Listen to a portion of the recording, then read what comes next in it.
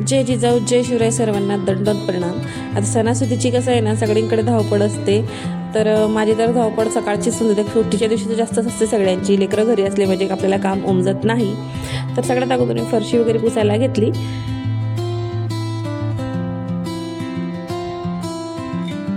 कारण की कपडे मी राहू दिलेले होते, भिजत घालून ठेवलेले होते।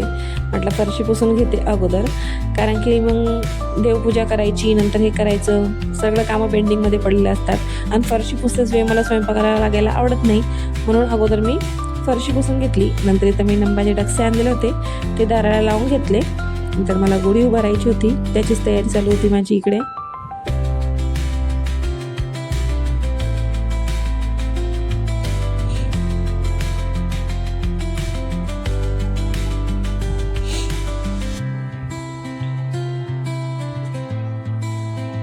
आता गुढी उभारता ना खूप म्हणजे टेन्शन येत होतं, कारण ती उभीच राहत नव्हते, खाली सटकायलाच करत होती। ती जागा थोडीशी फरशीमुळे की काय, पण मी व्यवस्थित ॲडजस्ट करून तिथे लावून दिलं।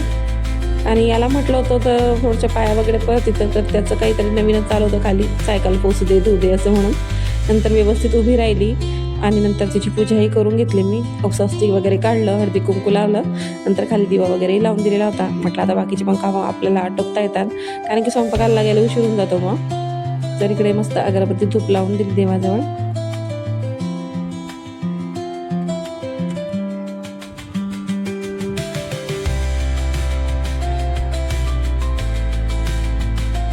नंतर माझ्या मोठ्यालाही म्हटलं होतं मी की तू करून घे, की तो ऐकतो बरं का माझं काम।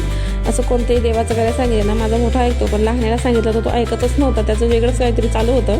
म्हटलं जबरदस्ती करूनही जास्त रडायला लागतात लेकरं, म्हणून म्हटलं जाऊ दे, तुला जे येतं ते कर बाबा। नंतर मला लगेच लागायचं स्वयंपाकाला। नंतर घरात आल्यानंतर मी वरणाचं कुकर लावून दिलेलं होतं, वरण तोपर्यंत झालेलं होतं। आता एकीकडे मला बटाट्याची भाजी पोळी वगैरे करायची होती आणि पुऱ्याच करायचा होता। साधा वरण भाताचा स्वयंपाक होता। आणि कालच मी श्रीखंड घरीच बनवलं होतं, त्याची रेसिपी शॉर्ट्स व्हिडिओमध्ये टाकली, तर नक्की जाऊन बघा बरं का।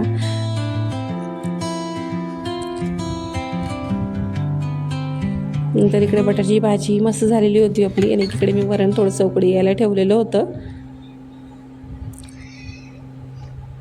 आता एकीकडे मी कुकरमध्ये भातही लावण्याचा प्रयत्न केला होता, कारण की म्हटलं थोडंसं भात लावून देऊ, लेकरांना भात खाता येतो, पुऱ्याचे जास्त खात नाहीत। मग इकडे गरम गरम पुऱ्या केल्या, नंतर भजेही काढलेले होते बरं का मी, पण भज्यांचा व्हिडिओ मी काही घेतला नाही होता, कारण स्वयंपाक जर तसा म्हटलं तर खूप असतो आणि एवढा कोणी लांब व्हिडिओ जास्तच होऊन जातो। जर बारीक बारीक गोष्टी सांगायला गेलं, दाखवायला गेलं ना, की खूप मोठा होऊन जातो। आणि याची मध्ये मध्ये चालू होतं की केव्हा होईल म्हणून असं। तर म्हटलं थांब जरा थोड्या वेळ, मला देवाला उपर वगैरे दाखवून देते, नंतर तुम्हाला देते। आता इकडे देवाचं ताट वगैरे केलेलं होतं। आता बाकीचे सगळ्या ज्या वस्तू होते मी खाली उतरवून घेतल्या, किचन वाटा साफ करून घेतला आणि देवाला उपारा दाखवून दिला, म्हणजे तिथं ठेवून दिला अगोदर। नंतर मी बाहेर आले, कारण की अगोदर मी गुढीला दाखवून दिला होता देवाजवळ ठेवल्यानंतर। आता हे पाटलं जर होतं ना, ते बाहेर होतं माझं, म्हणून मी इथं खालीच ठेवलं।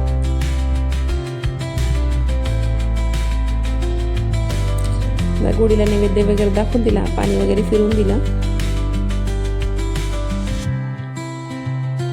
कारण की लेकरांना मग नंतर जेवणही देता येतं आपल्याला, कारण ते त्यांच्याकडनं उपाशी राहिलं जात नाही, असं असतं माझं।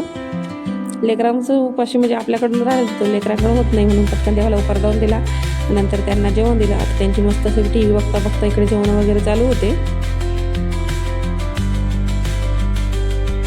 नंतर माझ्याकडे पडलेला होता एवढा भांड्यांचा ढीग। आता ह्या ढीग आवरताच माझ्या नाकी नऊ येणार आहे, कारण की जेवण आटोपल्यानंतर हाच मोठा पसारा असतो।